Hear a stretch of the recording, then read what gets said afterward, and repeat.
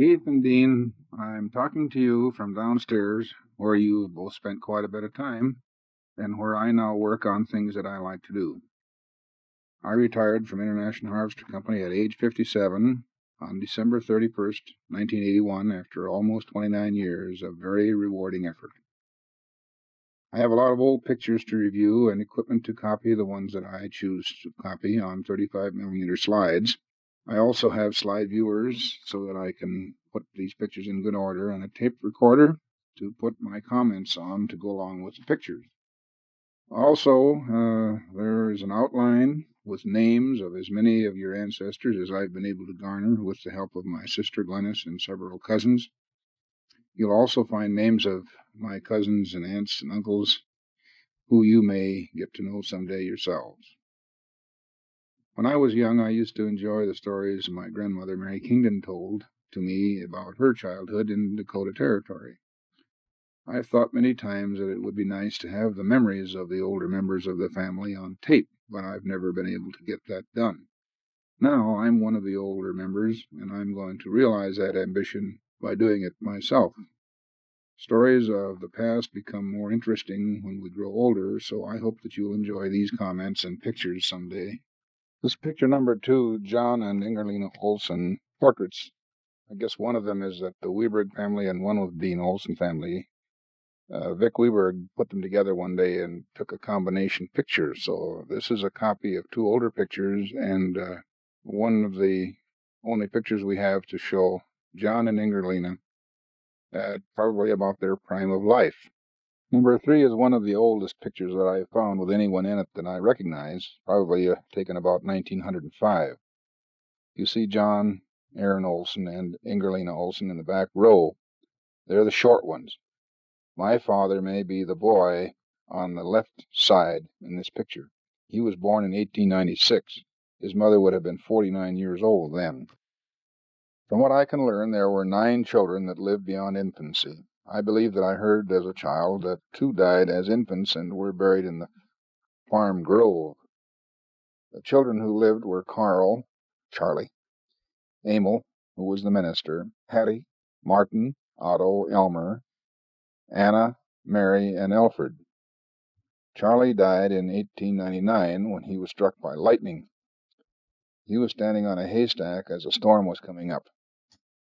I remember that it was always a rush to round off the haystack so that it would shed water better just before a rain when we knew that a rain was coming up. So that's probably what Charlie was doing, and it cost him his life. Charlie had a homestead just adjacent to the family farm to the west. When he died, that became part of the home farm where I was to live later on. I remember playing in the vacant house on Charlie's old homestead when I was 6 or 7 years old. One daughter, Mary, died at age 4 and is buried in the Linthrop Baptist Cemetery outside of Maynard. The other family members are buried at the old Strumbeck Church southeast of Montevideo, where the family became members. John Aaron Olson and Ingerlina immigrated from Västra Darom, Holland, Sweden. Holland is the province along the east coast on the Oslo Fjord. It is a bleak and rocky coastal area. John Aaron would have been about 40 years old, and you can see that he was 31 years old and his wife 29 when their first child, Charlie, was born. Names were sometimes changed in those years. According to our records, the records in Cousin Alexis Wahlberg's Bible, John Olson's father was Caspar Olson, and his mother was Petronella, Karl's daughter. We had long heard that the family name had been Casperson in Sweden, and that is confirmed by Cousin Victor Weberg. His source has the grandfather's name as Ole Casperson. The parents of Ingerlina Olson were Johannes and Ingerlina Thorson, according to those records. However, the record that Glenn has resurrected lists her as Ingerlina Johnson.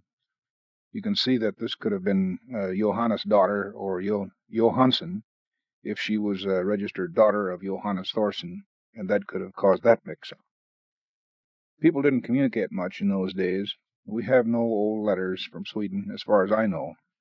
Reports in books where research has been done indicate that the ties were cut when the families emigrated.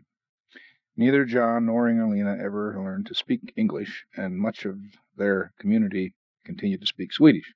In my generation, Swedish was not used much because of strong patriotism created during the First World War.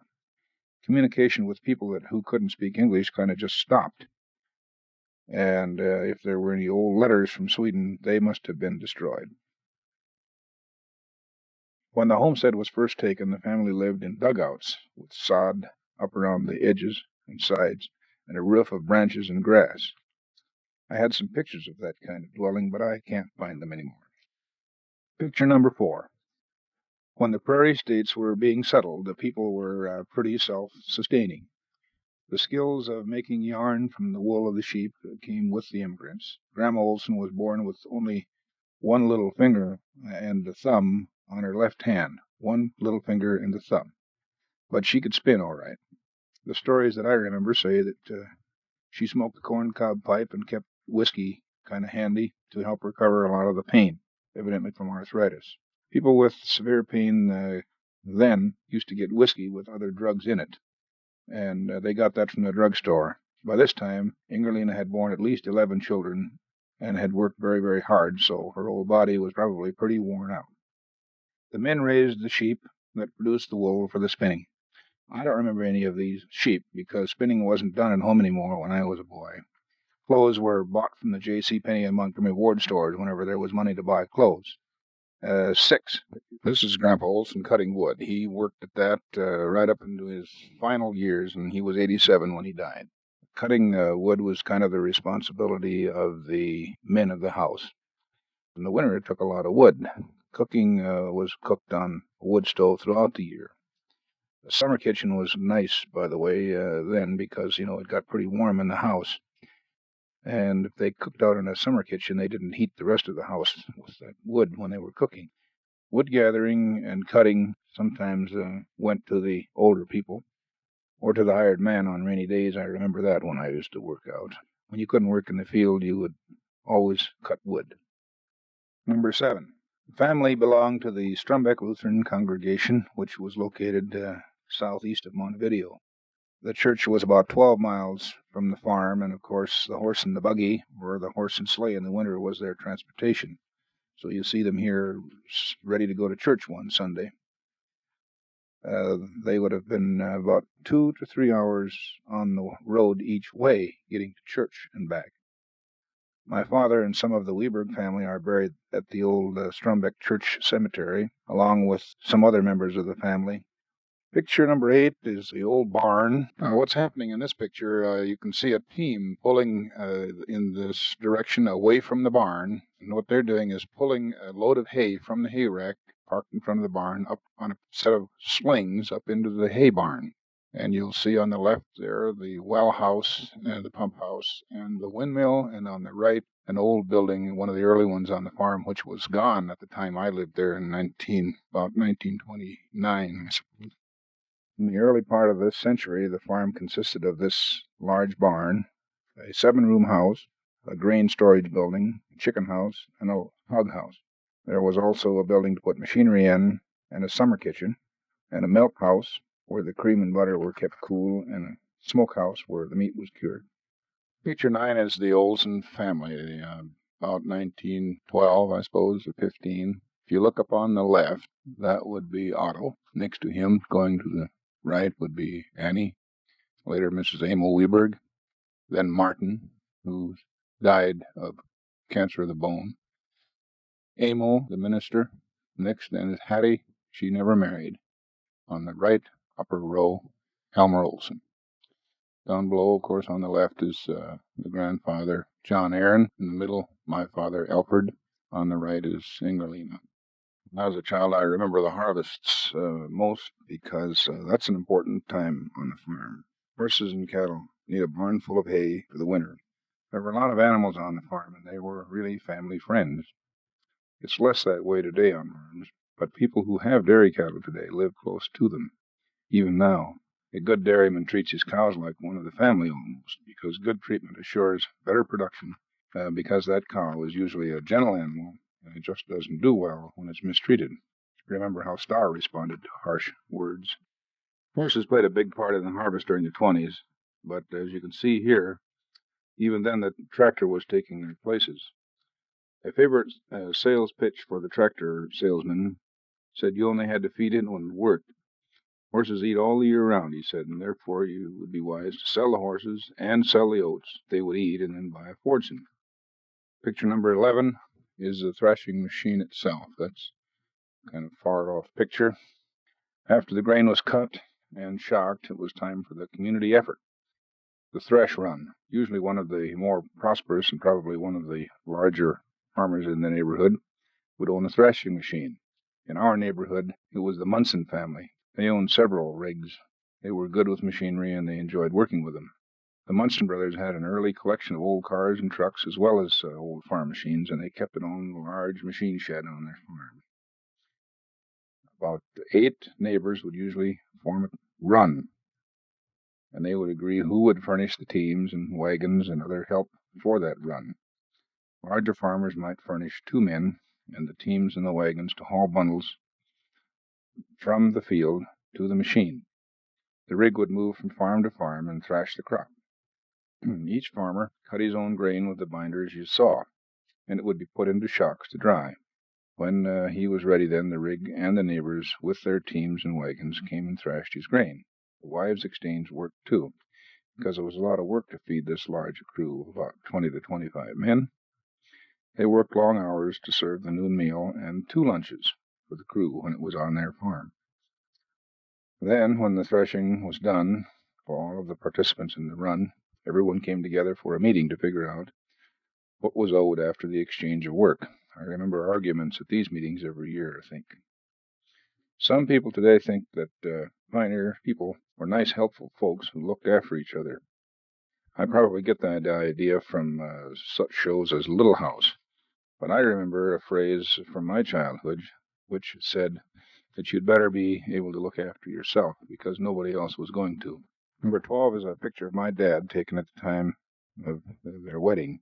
At about that time, Glennis remembers the reason they don't have a picture together is that they had a hard time getting a picture of Dad that was acceptable, evidently, and so they had made a couple of pictures, and he had gone back separately to have his taken because the ones they had taken together didn't turn out well. Number 13 is my mother. She and Dad were married in 1921. It had never occurred to me before, but none of these brothers had been in the service during the First World War, and my dad was born in 1896, which would have made him just about the right age. 14 is a picture of my mother on a horse. I've always heard a lot of stories about how my mother liked to ride horses when she was young. She's supposedly a pretty wild horseman. Her name was Nancy Kingdon. I don't know exactly where the Kingdon family came from just now, or when they came to America, but part of the Ashmore family and the Kingdon family had lived in Indiana, in Illinois, which had been Northwest Territory. Many people at that time began to feel crowded when the territory started to fill up, so they moved on to a new place. Some of these families went into the Dakota Territory, but they had ventured too far that time in the case of my ancestors, because after several bad crop years in Dakota, they actually starved and froze out, so that they had to sell their old ox and take the money to move into Minnesota, where things were some better. There were 12 children in the Ashmore family. My grandmother was Mary Ashmore Kingdon. She used to tell me how they heated their sod huts, which were dug into the ground. They heated with dried buffalo dung. Children went barefooted until late in the fall. She remembered going to get cows from the pasture early in the mornings and warming her feet on the warm spot where the cows had been lying down. Cows were brought in each morning for milking. I think the Kingdons were English and Dutch, and the Ashmores were Scotch and Irish, according to the tales that I remember. Grandma Kingdon's mother's maiden name had been Thompson, however. My grandmother and her sisters wore dresses made from flour sacks. In those days, one of the few staples bought in town was flour, and that was used to make bread, pancakes, desserts, cakes, and gravies. It came in a white sack with the brand name of the packager on it, so many people then wore dresses with the brand name of a flour company on their front. Later on, the flower merchandisers used to put their products into sacks with pretty print on them, and that made the sacks more useful, and so that made their product more in demand. Number 15 is a picture of my dad on a horse, probably with his sister. Horses, of course, in their early times there in the early part of this century were their main transportation, and also they were recreation. They enjoyed good horses and riding, and they didn't always go on buggies, that was maybe for Sundays and the older people. These were not cowboy types, but, in every part of the country, horses were the mode of transportation at that period. Horses were for those who had money to afford them. Of course, other people walked or sometimes used oxen. Number 16 is a picture of me as a baby. I was born on November 3rd, 1924. My mother and father were married on December 1st, 1921. My dad would have been 25 and my mother 18.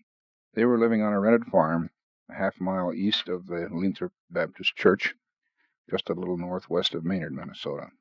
The Baptist Church has been gone now for many years, but Kingdons are buried in that cemetery, and my mother is buried there with them. There's an interesting little monument to the pioneers who settled this area at that old cemetery, too. My folks had been married 2 years when I was born. You would have thought that with a couple of years, in the first look at the chronology of this thing, that they should have had time to get ready for a family in 2 years, but there were problems during that time, too, and they didn't have much money. The first years after the First World War were pretty good times for farmers, though, and the economy prospered. The first farm that I remember was called the Lucian Place, and that was located several miles north of the home farm. Neighbors across the road there were the Waters. I remember that name. It seems to me that people who rented farms moved a lot in those days, but of course they didn't have a whole lot to move. March 1st was the time that the leases expired, so everyone who needed to be moved then and ready to plant in the spring. Moving amounted to putting all of the household belongings in a wagon, pulling it by a team of horses, and taking that to the next farm. The cattle could be herded, but any hogs would have to go on the wagon also at a later trip, probably. All machines would be pulled by the horses along through those little county roads that were, or sometimes just through the fields, because the roads were just trails. My brother Jim was born on the Lucian farm in 1927, and in the spring of 28 we moved to the home farm. The folks would have had 7 years then to build equity in farm equipment and get the experience they needed to handle 400 acres. The farm was rented from John Aaron, and he lived with us then. But 1929 was a bad year. 400 head of hogs, which were nearly ready for a market, died of cholera that year. That could have wiped out a young farmer by itself, but the added expense of an appendectomy operation for me caused mounting debts. I was really fortunate to have lived through that ordeal anyway, and more problems were already developing. One of the winters when I lived on this farm, I had my first case of pneumonia, and I have some vivid memories of that. None of the drugs available today were around then. I laid in a small bed with sheets built like a tent, and somehow my mother got steam from tea kettles on the wood stove into that tent to release my wheezing. I have to think hard to remember those days, but I do remember them. The memories are still there. I started school at District 23, which was a little more than 1 mile from the farm. I remember walking through the fields across the section to the one-room schoolhouse. We probably lived on the home farm for 5 years. The operation was large for the time, and the farm economies weren't strong. As time went by, they got worse. There were disagreements with the grandfather, and he moved to live with other children. In 1932, when I was in the second grade, we moved to the Hazen farm. That was 3 miles south and about 3/4 of a mile west of the home farm. At that time, Emil Weberg family lived on the south side of the same section on the Willie Olson farm, and Elmer Olson family had been living a mile north on a farm with a very fine set of buildings along Highway 7. Grandfather died while he was living with the Weberg family in October of 1932. I remember attending the funeral in the Weberg home. These were drought years, as well as a time when prices for farmers' crops were very low. Corn that had been kept in cribs from prior years was priced at 12 cents a bushel, and was sometimes burned in the wood stoves for fuel. This was an act of revolt against the low prices, which would soon be regretted because there were no crops during those dry years, and we could have used some of that corn that had been burned. My sister Glennis was born September 17th, 1932, on the Hazen farm. I remember the announcement, and I don't believe that I accepted her very well at first. When we washed clothes, then at that time had to pull the single-cylinder pump engine, which was on steel wheels, from the well up to the area in front of the old house, and hook it up with a belt to the Maytag washing machine. Water had to be heated on the kitchen stove, which was fueled by corn cobs and wood. We picked the corn cobs up by hand from the hog pen. You see, the whole ear of corn was fed to the hogs, and then they would eat the kernels off and leave the cob.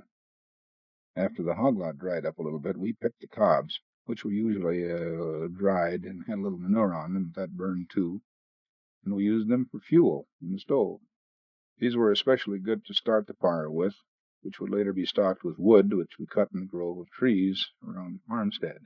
The grove was usually on the northwest side of the farm buildings, and that was a windbreak too, as well as a fuel source. The Hazen farm was a poor farm, and this was drought years. The house was cold and drafty. When the dirt blew, it filled the ditches like snowdrifts, and it blew right into the house and under the doors and around the windows and piled up all over. Jim and I attended a rural school called District 54, which was 2.5 miles west of that Hazen farm. Number 17 is a picture of the three of us kids taken, I suppose, about 1934. We didn't take very many pictures in those years. There was a large decision made whenever a picture was taken, and Glennis will remember this one. I think she really liked that little rabbit she was holding. Number 19 is a picture of Jim and I and our neighbor, Lauren Kratz, taken during those Dust Bowl days when we herded cattle on the fields because the crops never matured.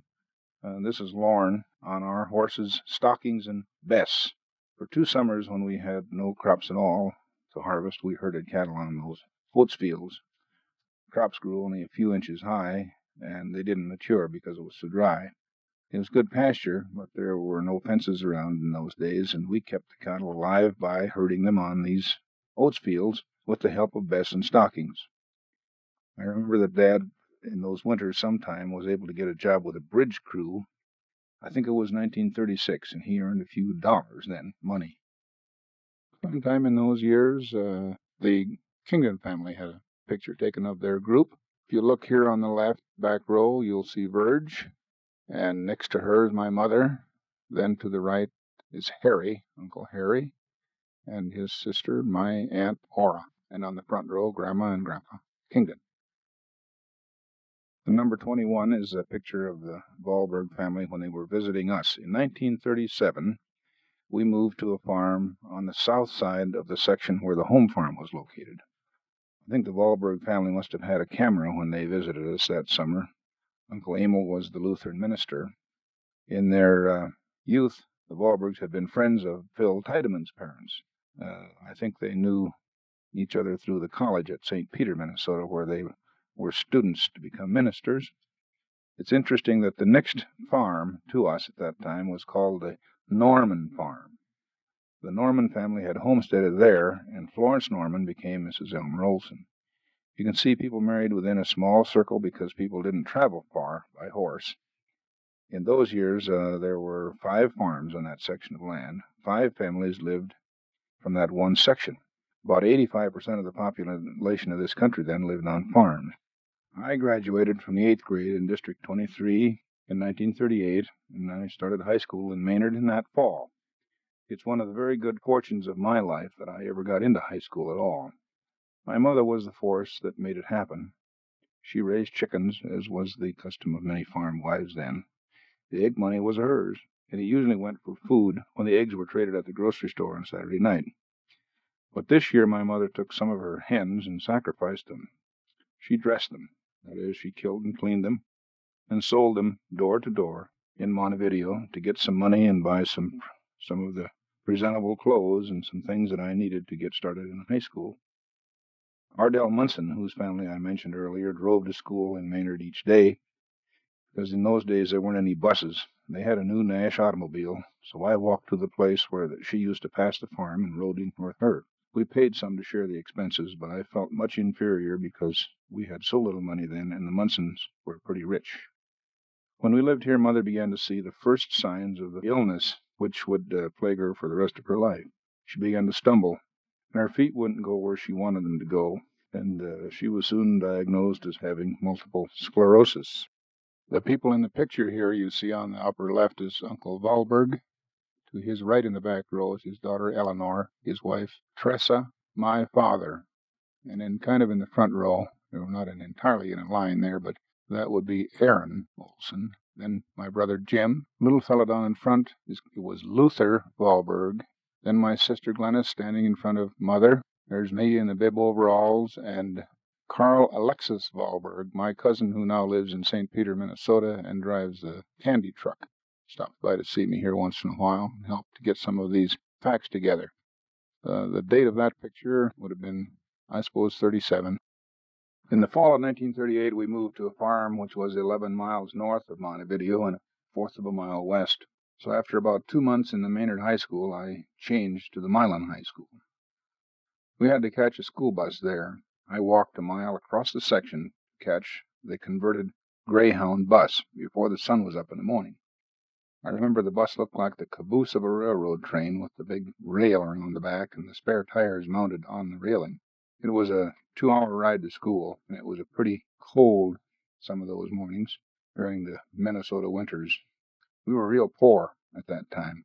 I worked as a janitor in the school, a kind of make-work government program to help poor kids to pay for books and bus fare. After school, it was a long ride home, and then clean barns, milk cows, carry wood, and sometimes study. Glennis and Jim were attending a rural school there in the grades.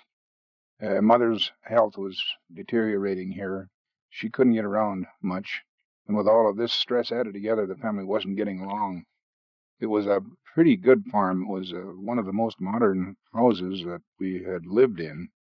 It was a large house. It had water in the house, and could have been a nice situation, but none of us control health. Picture number 22 is the Hoffner family, who we moved in with during our transition into Montevideo. In the fall of 1939, Mother and the 3 of us kids moved in with the Hoffner family. Ora was Mother's sister, and she and Pete operated Pete's Place, which was a tavern on the South Main Street in Montevideo. Dad stayed on the farm and had an auction sale, and then after the auction, we moved into a second-floor apartment down by the Chippewa County Fairgrounds, and I entered my second year of high school.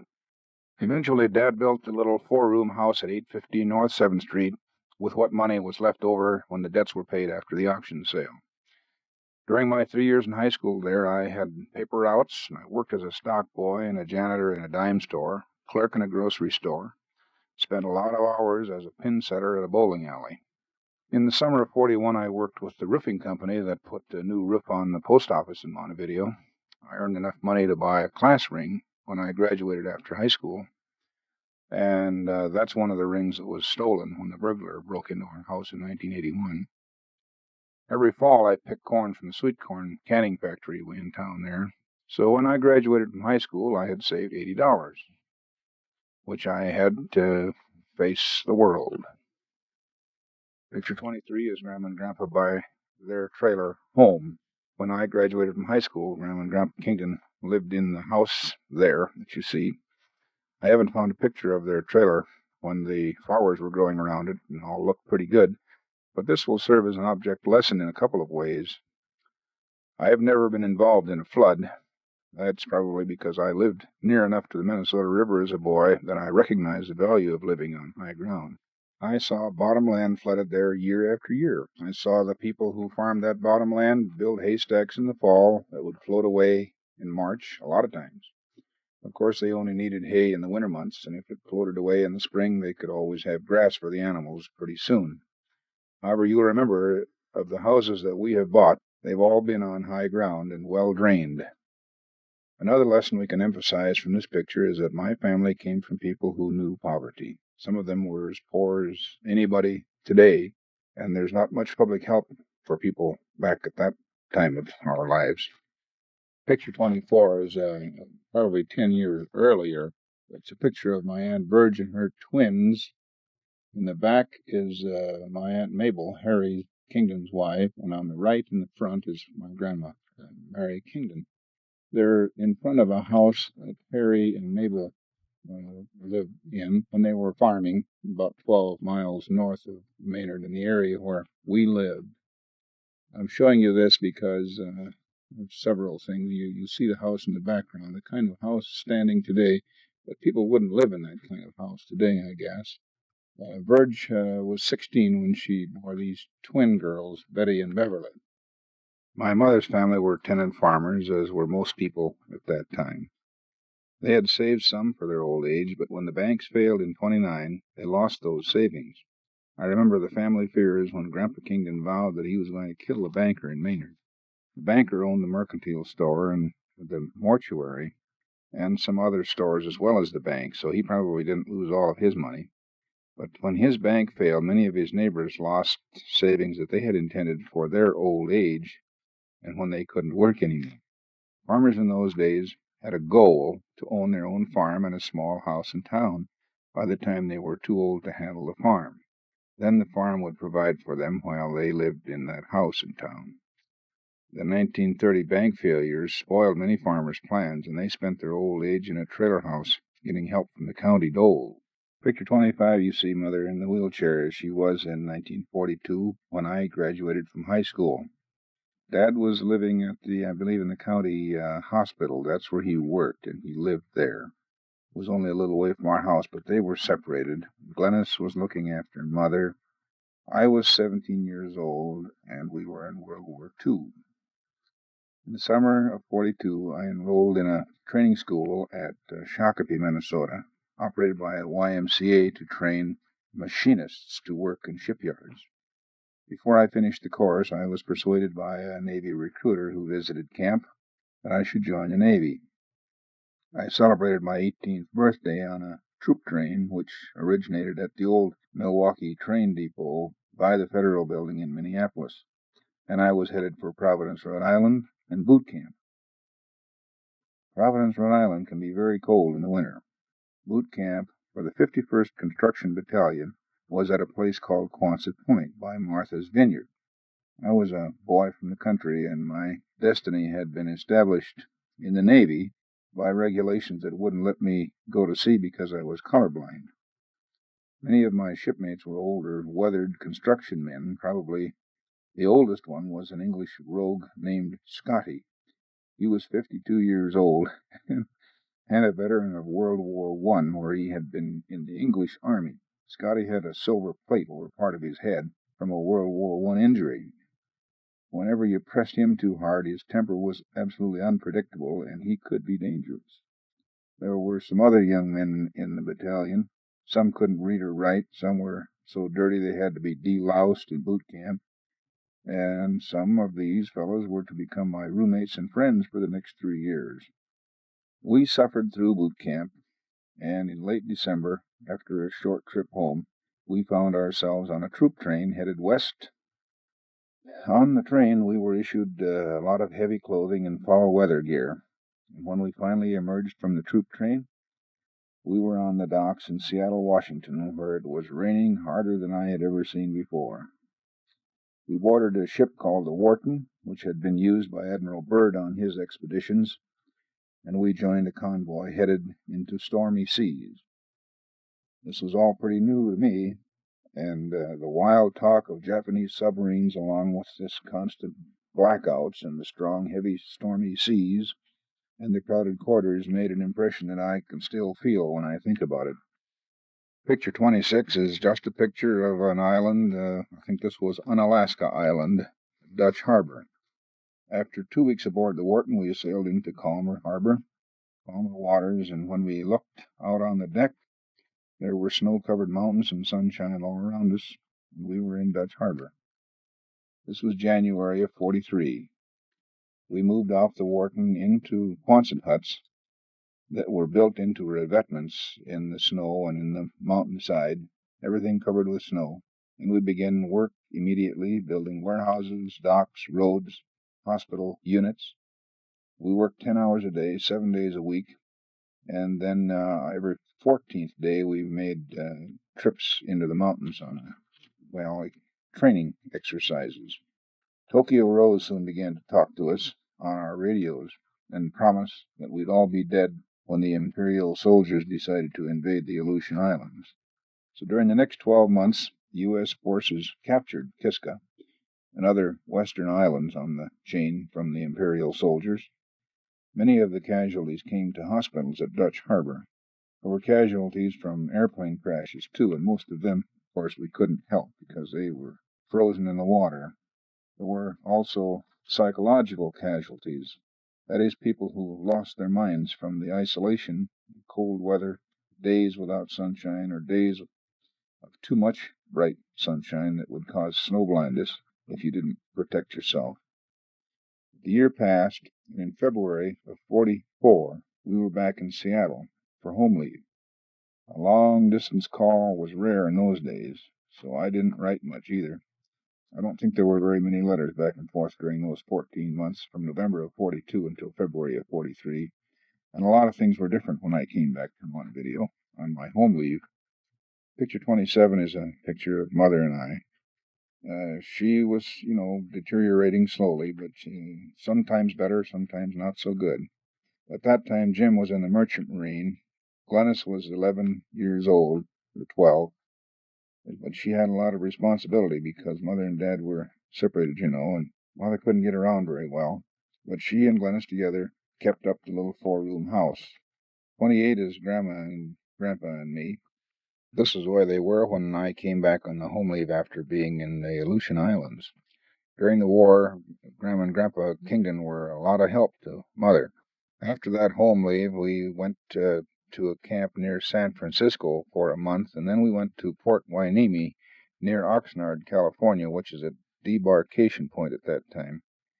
Everyone really lived it up that summer because we knew we were going into the South Pacific, and we really never thought we would come back.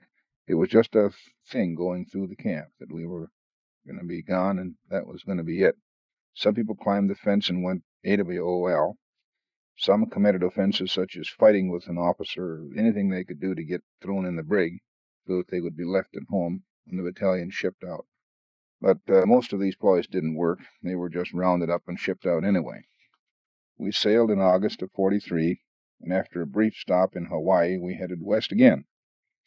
We were sailing on a Liberty ship. These were built in a hurry at Kaiser shipyards, I guess, and they were wallowing around in like a bathtub, even in a calm sea. The Wharton was a ship, but these things were just tubs, and they were crowded.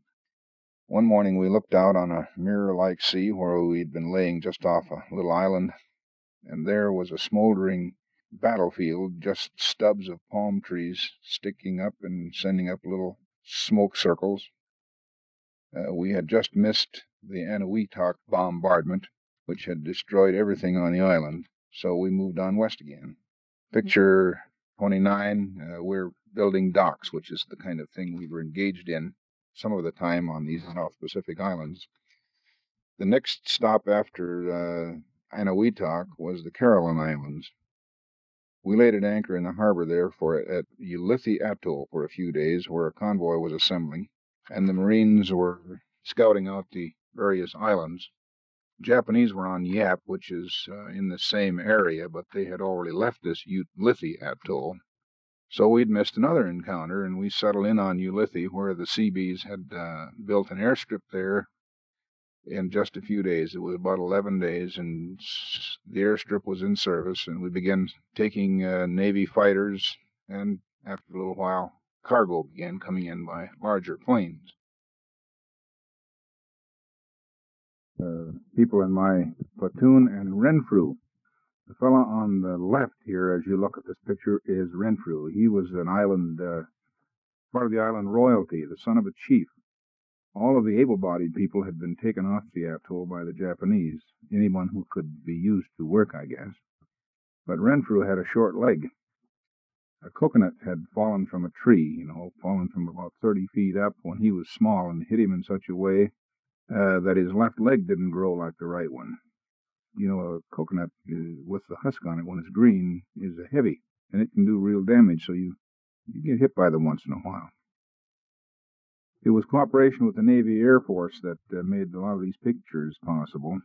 Film and chemicals on kind of midnight requisition from their supplies, which were intended for reconnaissance planes, and they found their way into the dark rooms, which were dug under some of our huts and tents in kind of ingenious little dark rooms there.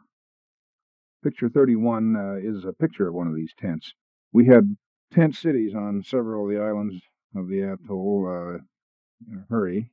I eventually went to an island called Ameliorate, where there were only 4 other people, and myself from this battalion. Ameliorate was a recreation island where people from the ships in the harbor took shore leave. They had to get out and stretch a little, rather than just be on the bouncing decks all the time. We made baseball diamonds and built beer halls so that it kind of looked like a large park. But, of course, there wasn't much grass. It was just palm trees and sand and coral. But several groups could come in for picnics from ships in the harbor at any one time. Every day, several hundred people came ashore to stretch their legs and drink beer and play ball. There were Marines ashore here several times for such recreation before some of their invasions. These fellows were absolutely uncivilized. Most of them had been through a number of battles, quite a few, and many of their friends were dead. And they didn't expect to live to grow old themselves. They usually would get drunk as soon as they could, as fast as they got onto the shore. And later they'd have to be thrown back into their landing craft and kicked on the head when they tried to climb back out so that they could be hauled back out to the troop ships. These fellows didn't always go into battle with a lot of enthusiasm. They needed a whole lot of encouragement in the form of threats and kicks, and that's facts. There were several amphibious planes anchored off the shore of this little island in a bay, and I had a D4 Caterpillar tractor that I was assigned to, and I used a dead man and a cable, and we would pull these planes ashore for service on a little spot of sand in between the palm trees. Admiral Nimitz had a little cabana on the island, too, and he kept a plane called a Goose in this little bay. Goose is a Grumman biplane with a large radial engine. The plane has a place for the pilot, the co-pilot, and another passenger down in the pontoon. The main pontoon, an extension below the plane fuselage, and the plane landed on that large pontoon, and then there were 2 small ones out on the wings to balance it. The Goose was used to transport Admiral Nimitz around, but also to make runs on the fleet so that they could practice sighting their anti-aircraft guns. And I was invited to fly as a passenger in the pontoon on several of these practice runs. And that way I got some good looks at the fleet and also the atoll from the air. Sometimes I thought the islands looked like a lot of fried eggs laying in a pan. The island's center, the green part, was the egg, and the surf around the outside was the white part of the egg. They laid in a large circle, 20 or 30 miles in radius, with a deep water excess just in one area. So it was a circle that made a fine harbor. The rest of the islands were almost connected by sandbars. The water inside the atoll was deep and ideal for an anchorage. Nets were thrown across the entrance for protection from submarines, but sometimes little one-man subs would get either over the sandbars at high tide or somehow get into the harbor area, and that kind of suicide run did get some of the ships. 32 is a picture of me working on a duck, which is an amphibious vehicle. We settled in on Ulithi for a kind of long stay, and after the airstrips were built, there wasn't a whole lot of pressure on us. We had a shop that where we overhauled machines such as this amphibious vehicle and the equipment that we needed to maintain the airfields. Dozer tracks wore out fast, and we had to rebuild them. 33 is a picture of some of us in front of the saw shop. The battalion had this saw shop where they cut material for tent platforms. And we didn't have floors in the tents at first, and we were always chasing lizards out of the beds. So the platforms were cut and made into floors when there was time to do it. And after that, lizards stayed under the platforms. our resident distiller we called poor old Will Smith. He was tending the still one time in the saw shop, and he fell asleep while he was watching this so that it wouldn't cook up, and it blew up. We just heard a loud noise and then a hiss from the plumber's pot, which was the heat source for the still. So we took poor old Will to the emergency sick bay that night, where his accident was reported as being due to spilling hot water on himself while he was doing his laundry in the middle of the night. When I think about some of these things, I wonder if we might have had a CB version of MASH 40 years ago. Believe me, there were many hair raisers from those 3 years in the Navy.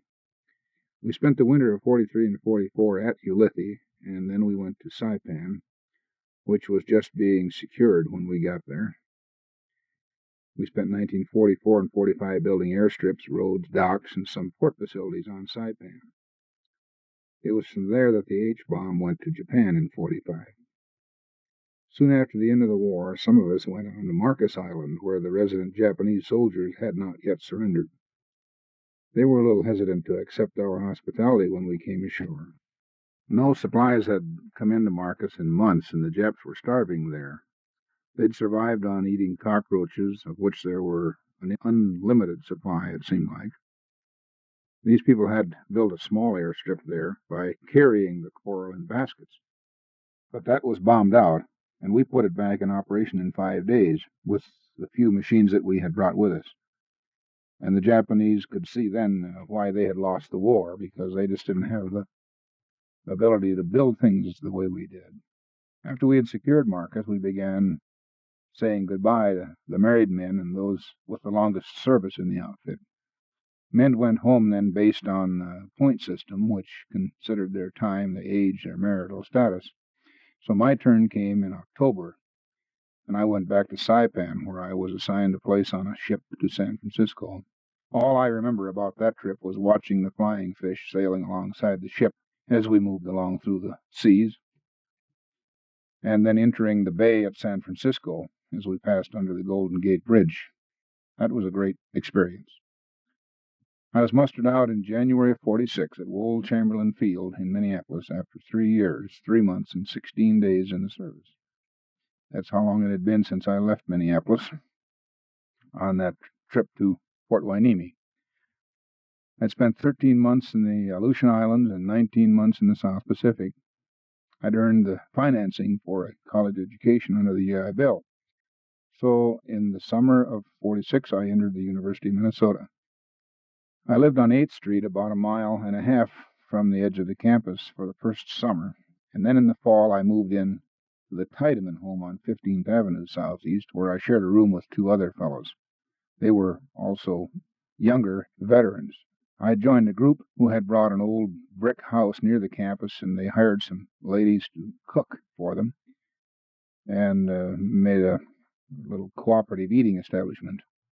This little example of private enterprise provided 19 meals a week for 125 members, employment for these 5 ladies, and it made a profit. A year later, I became manager of that business, which was called the Co-op, so I had a little income above the $60 a month that was provided by the GI Bill. I also worked at factories in the summers when I didn't have summer classes. I met Bernita in a psychology class in 47. The big event of that time was the first dance that we went to at the VFW club out on Lake Calhoun.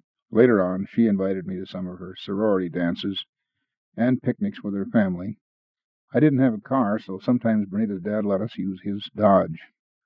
I really appreciated that because he showed confidence in me, and years later I learned how much that Dodge meant to him, and then I realized even more what it had meant for him to loan his car to me. 34 is a picture of the Buick that we bought from a friend of Bernita's dad. I don't have a lot of memories of the years at the University of Minnesota. Bernita and I were married in 49 after she graduated, and I graduated in December of 49. We lived in a 2-room apartment on Aldrich near Hennepin Avenue, and Bernita worked summers when she was in school, and she was working at the U of M Ag campus cafeteria when we were married. Fortunately, I got a job as a store manager trainee for Gamble Skogmo, and I started in January of 1950. And this training store was at Blaisdell and Lake Street, which was only a couple of miles from where we lived. So I took a streetcar to work, and Bernita drove the 42 Buick. My wage was $100 a month. Picture 35 is the Chippewa Falls store. I think Gamble Skogmo provided a good training program. It wasn't a place that one would want to spend his life working, I didn't think, but it was a place to start. In March of '51, I was assigned as store manager in Chippewa Falls, Wisconsin, and this is a picture of the interior of that store. At that time, my neighbor across the street from the Gamble store was the Hanson Office Supply store. And Roger Hanson was a good neighbor, and he invited me to a Rotary Club lunch. We soon got to know Roger and Dusty Hanson and their children, Guy and Ellen. We had a lot of good times with them over many years. Also, through the store here in Chippewa Falls, we met Chuck and Aggie Jordahl, who were just starting their own Gamble store at Neilsville, Wisconsin about that time. 36 is a picture of the gasoline station in Rice Lake, where Bernita's uncle, Vern Welander, who had been successful in a gasoline distributorship in Brookings, South Dakota, decided that he would open up a new enterprise in Wisconsin. In 1952, he sold his bulk plant and several retail stations that he had in Dakota, and his supplier then, Tidal, offered him a new challenge with a large retail station to be built at Rice Lake. And Vern offered me a job there, and since I wasn't really very happy with Gamble's, Bernita and I were glad to join him and Aunt Myrtle in Rice Lake. 36 is a picture of that gas station in Rice Lake from Mrs. Laura McLeish at 20 East Humbird Street. And soon we met Marlis and Bill Rao. Bernita had known Marlis on the Ag campus at the University of Minnesota, and we all got along fine.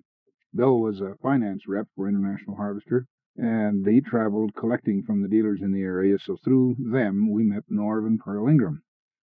Norv was zone manager for International Harvester in the area. As time went by, and we were into the winter of '52, we could see that the station wasn't going to support both the Waylanders and us, so we talked about this with the friends, I guess, at that time, and the result was another of the great fortunes of my life when International Harvester was adding helpers to their zone managers all around that area, and Norv Ingram suggested that I send a letter in to the district office in St. Paul, Minnesota, and apply for a job. So I started as assistant zone manager to Norv Ingram in March of 1953. Rice Lake was a beautiful place to live, we thought. We'd joined the church and developed some good friends. In the cold January of 1954, Keith was born here in Rice Lake, and Jacobsons were sponsors of Keith's baptism. It was a long trip to Minneapolis at that time. Roads were not as good as they are today, and cars weren't either. And we only made the trip on special occasions. But by this time, Glennis and Chester were married, and they were living in Brookings, South Dakota, where Chester was going to school. And at that time also my mother was living in a rest home in Montevideo. Number 37 is a picture of my brother Jim and his wife June. They visited us in Rice Lake one time when we lived there, and we liked her a lot, but unfortunately that marriage didn't last. At the time of this visit, she and Jim were living in St. Louis, Missouri.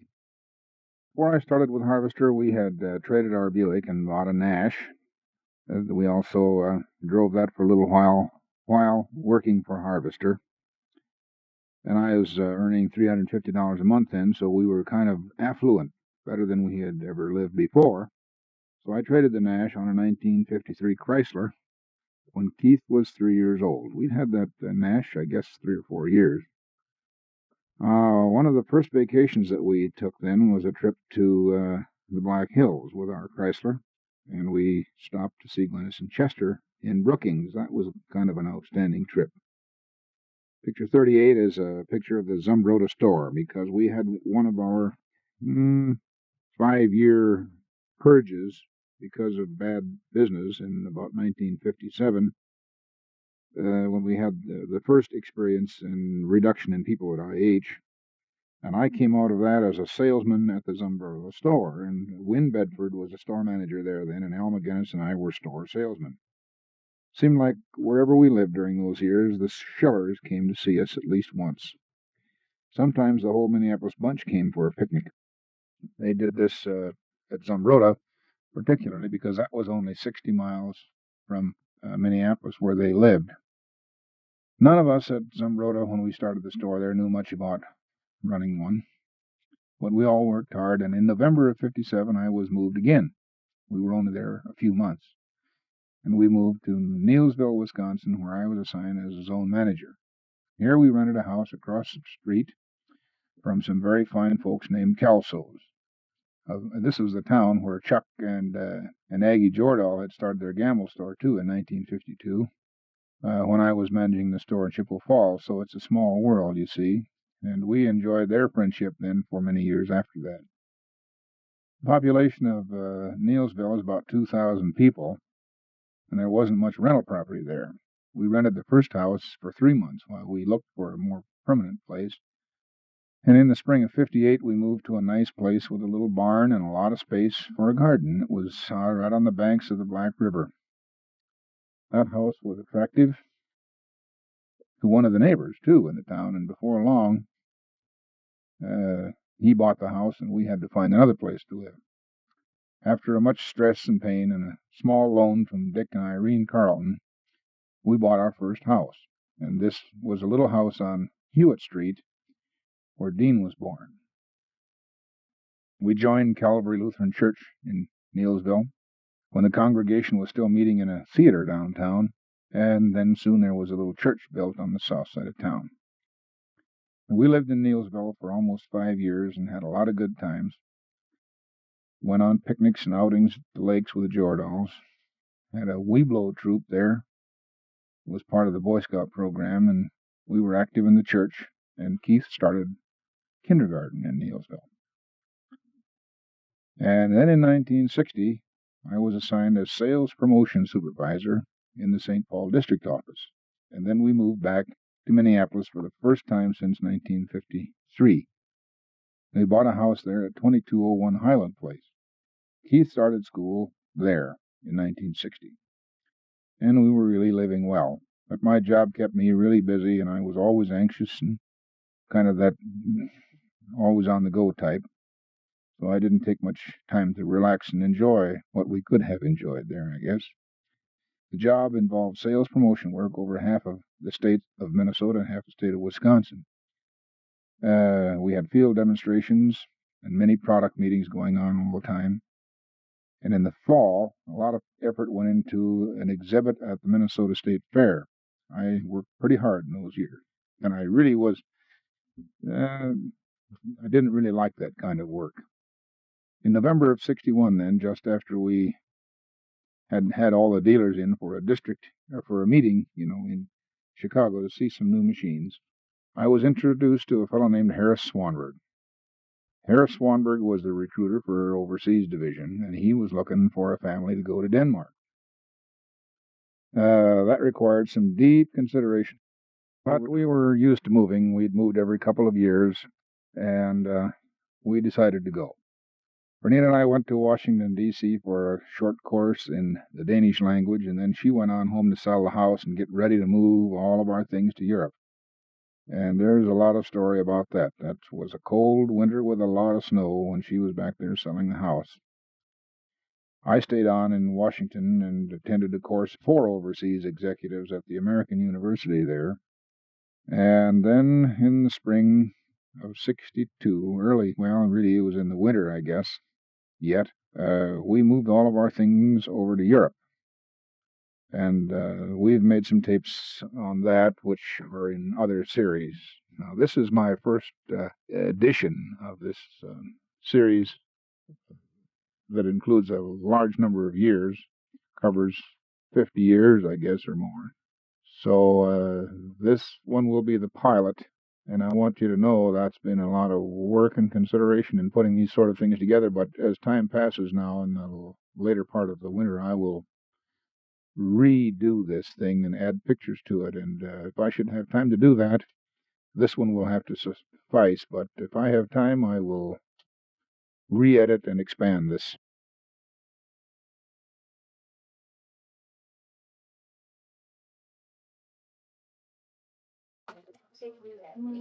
You know, Keith, if we get around to it, you know that I've got those 2 trays of pictures that we took in Europe when you were kids. Right. Those tours. Yeah. I made 2 sets of them. I did some bad job to copy them because I was new at it. But anyway, between the 2 of them, there's probably a full set of originals that are in pretty good shape. If you want to take them and someday put them on tape. Well, that would definitely be the way to do it. To take them, to get the good ones, make copies where necessary, and then just do the same thing I did with the Chicago show. They don't have no sound on it. No, but they do. See, that's the thing. Background sound. They made tapes, Jim, at the time.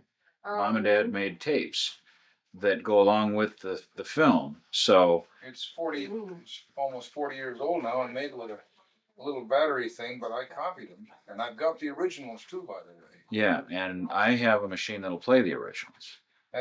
Yeah. Well, can you vary the speed? See, sometimes when the batteries will get weak, yeah, it does. Battery and you play the weak battery stuff while it goes too fast. It does have the ability to vary the speed quite a bit.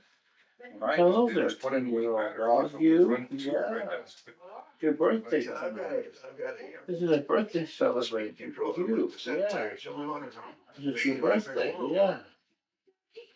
You have a present tonight. Yeah. I got it for the Yeah. when I play the piano, along with a cassette player. Maybe he's trying to give me some Cassette player, they're not really on the money, no, the standard speed. So I can adjust the speed of the cassette player to match the piano. They play along with it. I've got the big reel-to-reel. It doesn't have. I don't think it has. Maybe it does. Maybe it has the speed that's slow enough in and of itself to play those old tapes. But I figured some way around that problem at some point.